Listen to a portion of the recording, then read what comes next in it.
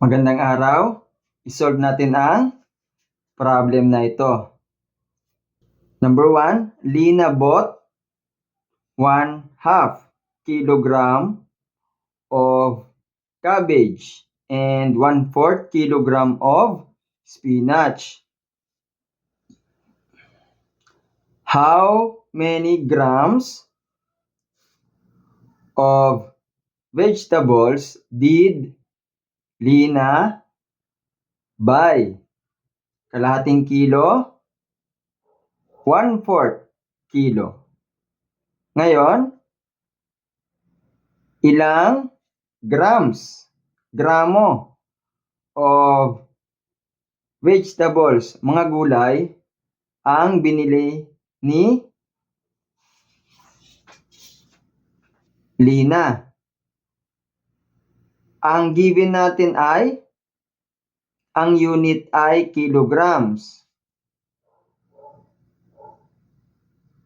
Pero ang hinahanap ay grams. So, kailangan natin i-convert ang 1/2 kilogram into grams. So, alam natin na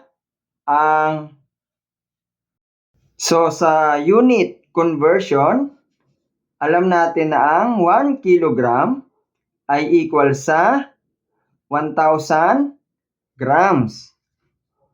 Ito ang ating gagamitin. Ang kilogram ay dapat nasa baba. At ilan daw ang equivalent niya sa grams? 1,000. Kilogram nasa numerator at imumultiply natin siya sa kilogram din pero nasa denominator. Kaya ang kilogram ay cancel out. Ang matitirang unit ay grams, na kung saan yun ang ating hinahanap. Ang sagot ay 500 grams of cabbage. Ang kasunod na binili niya ay 1/4 kilogram of spinach. Convert pa rin natin ang kilogram sa grams. Gagamitin pa rin natin ang 1,000 grams over 1 kilogram. Cancel natin ang kilogram. Multiply. Ang binili niyang spinach ay 250 grams. How many grams of vegetables did Lina buy? 750 grams of vegetables. Yan ang ating sagot. Sagutin natin ang number 2. If you weigh 52 kilograms, what is your weight in pounds? Ang problem natin ay unit conversion. 50 kilograms to pounds.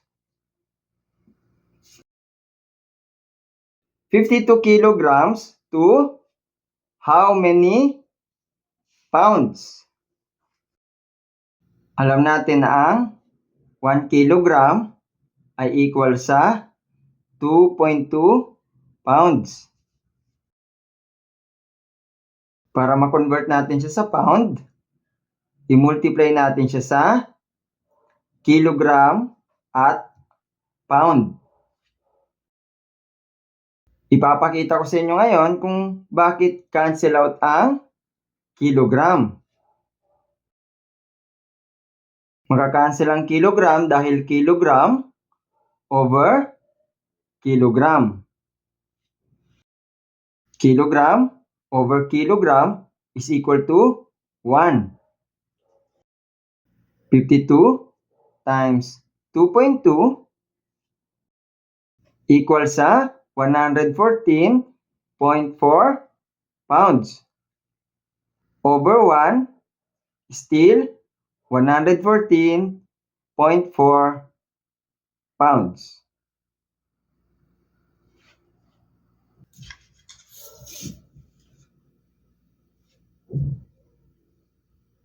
Para sa iba pang mga topic, basahin ang description.